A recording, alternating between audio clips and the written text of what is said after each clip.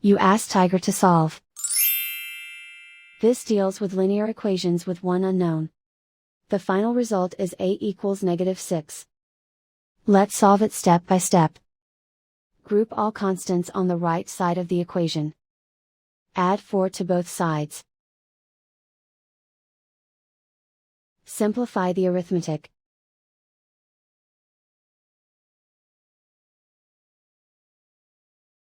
Isolate the a.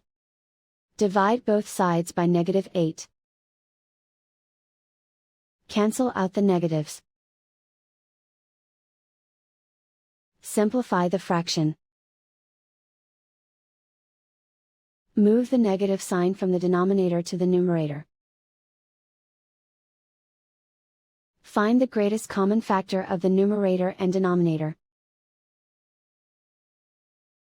Factor out and cancel the greatest common factor.